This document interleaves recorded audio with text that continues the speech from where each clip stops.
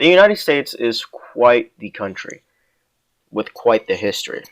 We've had wars fought on our soil, such as the Civil War, Revolutionary War, even some riots that have happened in modern day. However, there's one war that I feel not a lot of people think it's a war. It was the movement for the civil rights. Civil rights movement. These guys were basically fighting constantly for what was their right to be equal to the average white man. And it's respectable. Even just to vote for your president was a hard time. And that's where I bring in the Selma Montgomery marches of 1965. There's an incident called Bloody Sunday, which I will begin to talk about right now.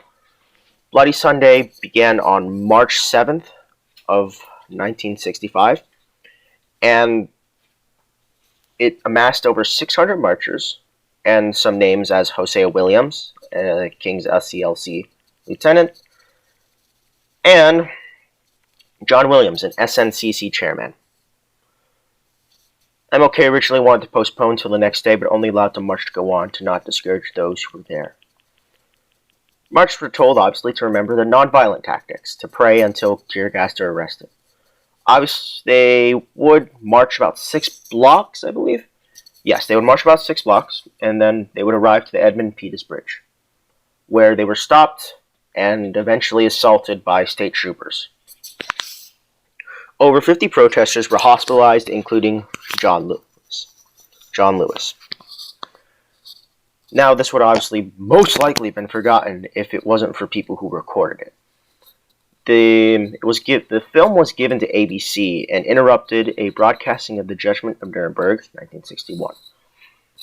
There's another incident of bloodshed that was on the 9th of March, on Turnaround Tuesday, where MLK had to lead 2,000 marchers to the bridge and had to turn around because there were state troopers there, and he feared that, well, what if they hurt more people? And the risk was just high. There were actually 3 white clergymen who wanted to support the marchers. They were there to say, yes, let's get these voting rights. And unfortunately, they were assaulted, and Massachusetts Unitarian Office Minister James J. Reeb was killed due to his wounds. Now, on March 15th, President Lyndon B. Johnson introduced the voting rights legislation in an address to a joint session of Congress. He gave a fiery speech with that, too. Eventually, one of those lines, "And we shall overcome," President L.G. Bay, March 15th, 1965, would become the title for the unofficial anthem of the civil rights movement. We shall overcome someday. Now, the stage isn't exactly set for the marches that took place, but LBJ expected Wallace to give protection to those who were protesting. He states that Alabama couldn't afford to do it, and thus on March 20th, a more than furious LBJ federalized command of the Alabama National Guard and sent 2,000 troops from the U.S. Army to protect the protesters. There were some FBI agents, field marshals, and 1,800 of the previously mentioned Alabama National Guard.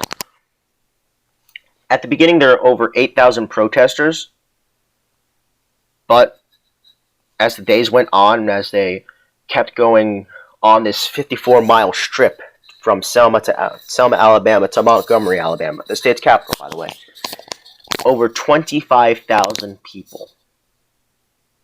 And it's funny because it occurred on the 25th of March is when they finally got there. Martin Luther King would give his famous "How long, not long" speech. And I will actually play some of that at the end of the video. After the marches ended, the Voting Rights Act was signed on August 6th of that year, outlawing discriminatory acts taken against black voters. This was a massive step to the civil rights movement. Yet we still have a long way to go, even to this day. But as LBJ put it, we shall overcome, and we will. Here's this wonderful quote from Martin Luther King. I come to say to you this afternoon, however difficult the moment, yes, sir, however frustrating the hour, it will not be long Because truth crushed the earth will rise again. How long? Not long. Because no lie can live forever. How long? Not long. Because you shall reap what you sow. How long? Not long. How long? Truth forever on the scaffold, wrong forever on the throne. Yet that scaffold sways the future. Behind the dim unknown standeth God within the shadow, keeping watch above his own. How long? Not long. Because the arc of the moral universe is long, but it bends toward justice. How long? Not long.